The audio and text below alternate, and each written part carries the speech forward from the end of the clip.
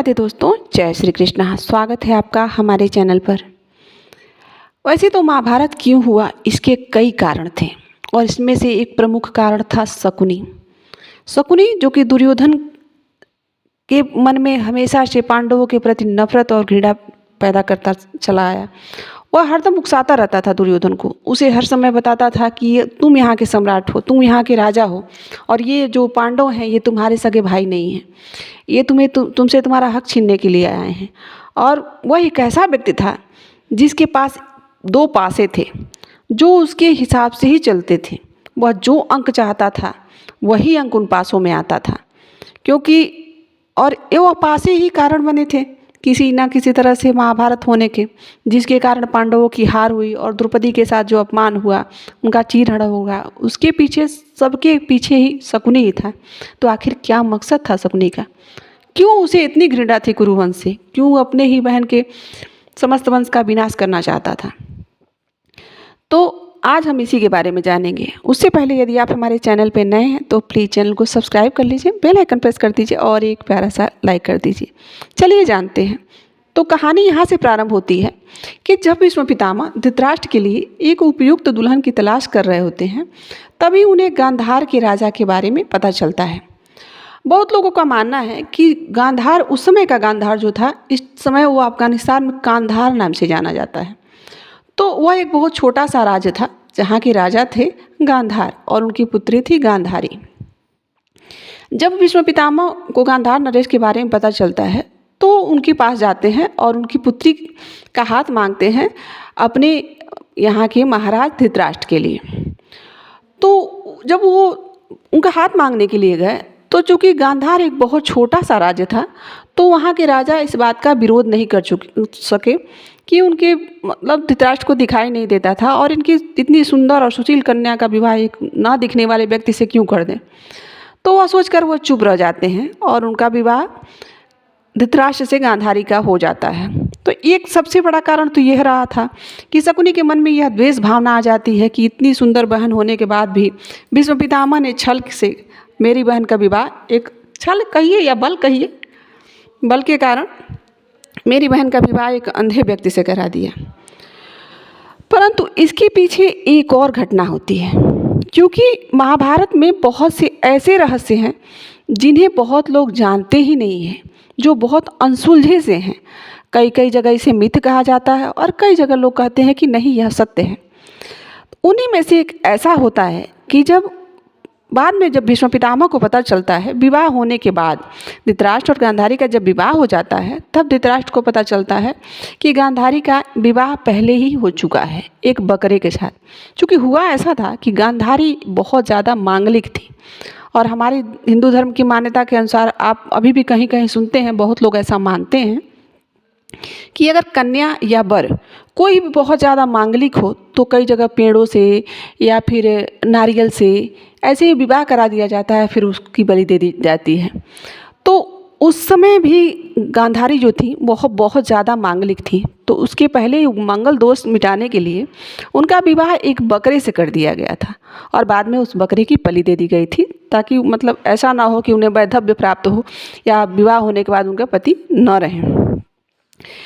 तो जब यह बात महाराज धृतराष्ट्र को पता चलती है तो उन्हें इस बात से बहुत क्रोध आता है और वह इस क्रोध को संभाल नहीं पाते हैं, क्योंकि उन्हें अपने राज्य का भी, अपने बल का भी थोड़ा अहंकार तो था।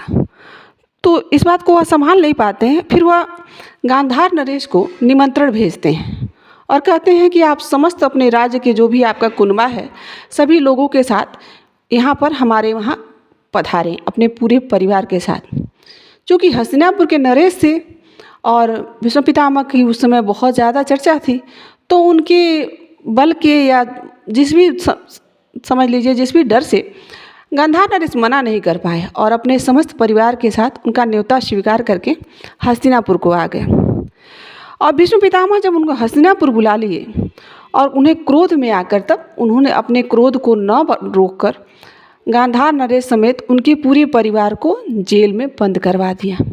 उस समय की परंपरा थी, जो कैदी होते थे ना, जो सब इकट्ठे रहते थे, उनको एक मुट्ठी चावल दिया जाता था खाने के लिए, और जो आपको भोजन में जो भी मिलता था आप उसे दोबारा मांग नहीं सकते थे। तो जब उनको जेल में बंद कर दिया गया, कैद में, तो सबको मिला के एक कटोरी में एक मुट्ठी चावल दिया जाता था और उसी चावल में यही दंड था कि आप सभी को इसी चावल में जीवित रहना है।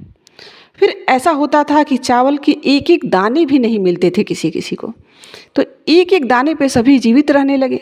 कुछ दिनों तक ऐसा चला, लेकिन सब धीरे धीरे दुर्बल होकर मरने लगे। फिर सबने मिलकर यह तय किया कि इस भोजन से तो किसी की प्राण बचने वाले हैं नहीं, मरना तो सभी को है, तो क्यों ना हम ऐसा करें कि हम सभी त्याग कर और जो गांधार का नरेश है, जो शकुनी है, बड़ा बेटा उनका था गांधार नरेश का, उसको ही यह भोजन करा दिया जाए, उसको ही यह चावल खिला दिया जाए। सबने राजा की बात मान ली और सब धीरे धीरे यही सोचकर मरते रहे।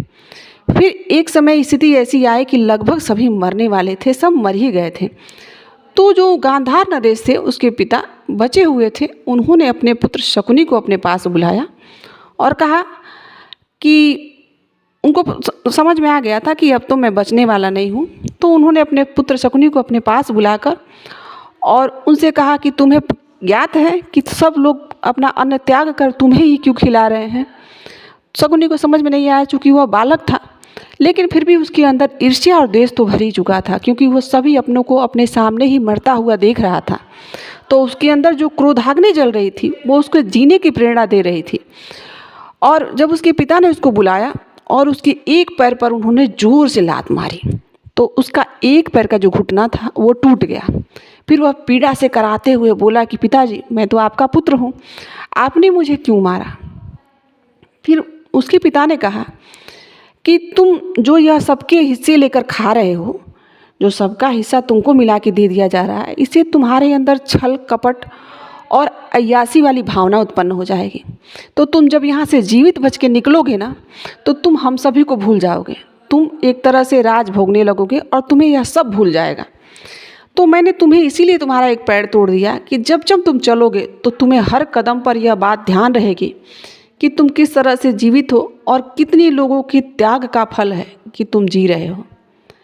फिर उसके बाद उसके पिता ने कहा कि अगर मैंने तुम्हारा एक पैर तोड़ दिया है तो मैं तुम्हें एक आशीर्वाद भी दे रहा हूँ।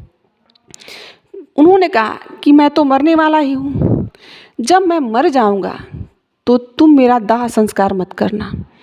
जो मेरे पैर के घुटने हैं उनसे पासे बनाना, और वह ऐसे पासे होंगे, ऐसे तिलस्मी पासे होंगे, ऐसे जादुई पासे होंगे जिसमें तुम जो अंक चाहोगे वही आएगा, और उन पासों से तुम चाहो तो समस्त हस्तिनापुर पर राज कर सकते हो।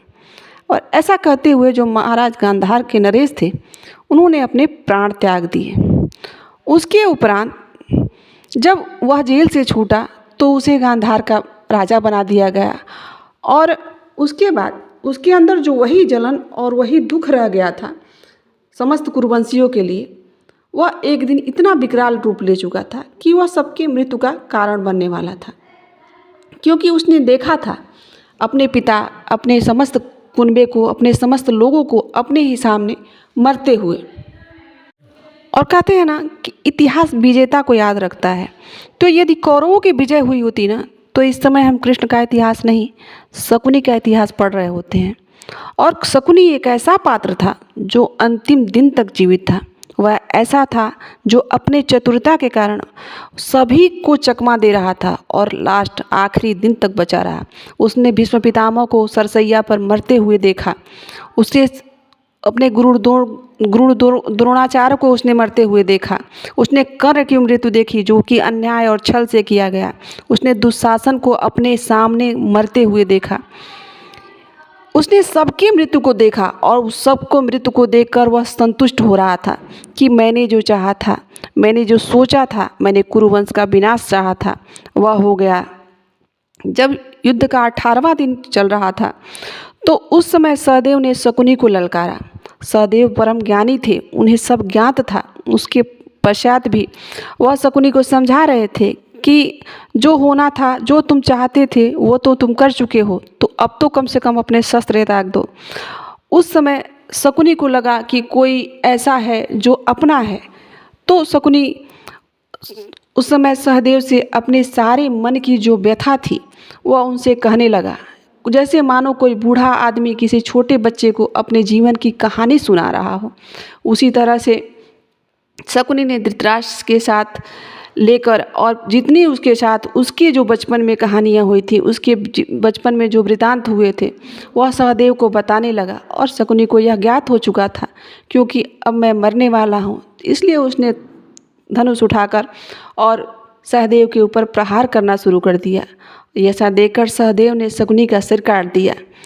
तो कहते हैं ना, इतना सब होने के पश्चात भी शकुनी स्वर्ग को गया क्योंकि उसने सिर्फ एक द्वेष और अपने साथ हुए अन्याय के, यदि मान लीजिए महाभारत न्याय और अन्याय का युद्ध था तो शकुनी के साथ भी तो अन्याय हुआ था।